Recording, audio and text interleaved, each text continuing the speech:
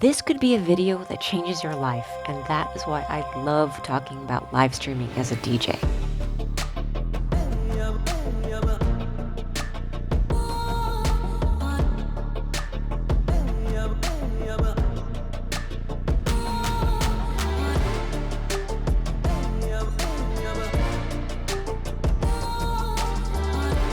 In this video, I'm going to show you why live streaming your DJ sets is a brilliant idea, even if you can count your viewers on one hand. I'll tell you what actually happens when you start streaming as a DJ, and I'll tell you the one thing I wish I had known before I ever hit go live, because it would have saved me a couple of years of guessing. About 6 years ago, I set up my controller in the backyard. I angled my iPhone on me and my dog, who I had with me for moral support, and I nervously pressed go live. My hands were shaking, both because I was scared people would judge me, and also because what if no one even showed up to judge me? And for a long time after that, almost no one did show up. But something amazing happened in those empty live streams, and it had nothing to do with how many people were there, and everything to do with who I was becoming, one empty stream at a time. Here's the thing that changes the moment you press go live, even to an audience of Gary. The second there's a chance someone could be watching, you play differently. I don't fully understand the psychology of it, but apparently my brain treated two people and a bot with the same seriousness as if I was opening for Tiesto. Suddenly, I cared about my track selection and my transitions in a way in which I never did when it was just me and my dog. And even though I cared more, I made more mistakes, like real ones. Tracks totally clashed.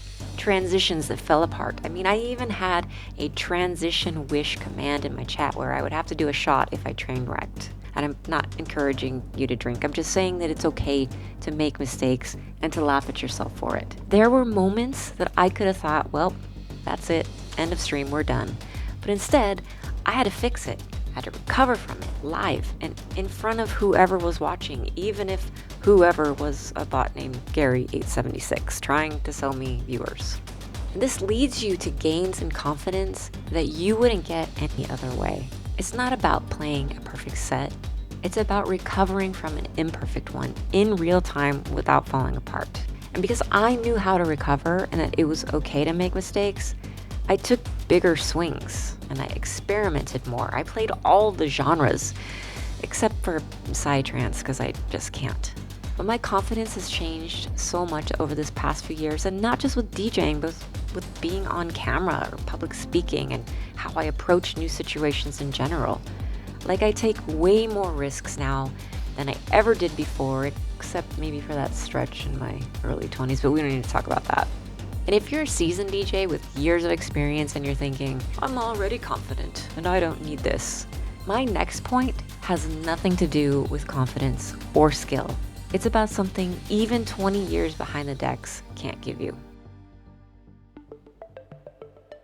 DJing, even after years of it, can be a pretty solitary thing. You prep your music alone, you practice alone, you load in alone, you play, they dance, you load out, you go home, often at 2 a.m, schlepping your gear past people who've already forgotten your name.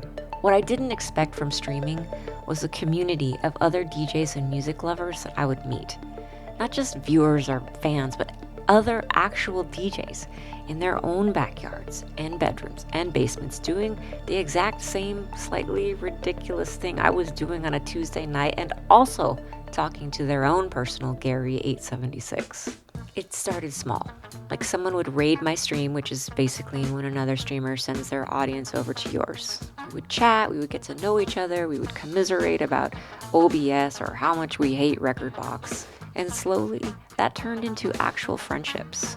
I've met DJs and friends from all over the world, all different ages, and DJs who, as it turns out, also instituted a shot on Trainwreck rule completely independently, which either means it's a great idea or we're all just developing the same coping mechanism. I've done collabs and B2Bs with people I met because of a stream nobody was really watching.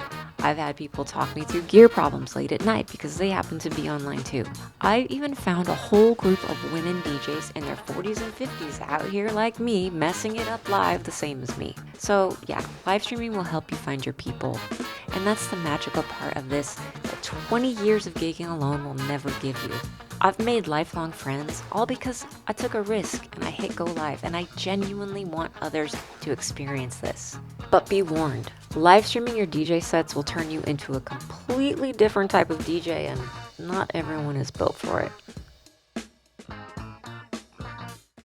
Here's what no one tells you the second you hit go live. You're not just a DJ anymore. You're also your own sound engineer, your own camera operator, your own social media manager, and apparently your own customer service rep, because someone in the chat will absolutely ask you for a track ID at the absolute worst moment. You learn strange new softwares like OBS. You learn why your audio is 12 seconds behind your video and how to fix that at 9 p.m. with one hand while still mixing out with the other. You learn to talk, like in full sentences out loud to a camera. Yes, hello, welcome! While also counting bars in your head, which sounds easy until you try it. And I'm not gonna pretend that part was fun at first. I spent months, actually years, fumbling through menu settings that may as well have been written in Klingon. I restarted streams because I forgot to unmute myself and I thought that my audio was broken. And sometimes I was so nervous that I generally gave off the energy of someone defusing a bomb every time I started.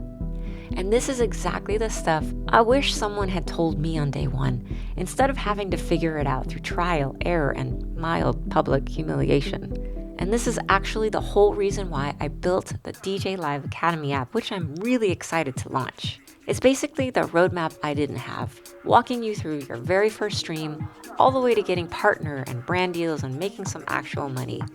It was designed with daily lessons, feedback on your streams, and personalized coaching that tells you what to fix without judging you. It's like having me in your pocket, but don't make it weird, because that sounded kind of weird. I'm gonna leave a link in the description if you want to check it out. So yeah, live streaming will turn you into a DJ who can mix, talk, troubleshoot tech, and entertain all at once. You will literally have a Swiss Army knife skill set once you learn how to live stream. And as an educator, that's exactly what life is all about. You gotta keep going and growing and learning new skills. So look, if you've made it this far, just know this. You don't have to have it all figured out before you hit go live. Not the gear, not the talking, not the dog wandering through the frame. You just have to start messy and nervous and with probably one viewer who might be named Gary876. And if the only thing standing between you and your first stream is, but what do I even need? Go watch this playlist that talks all about live streaming your DJ sets.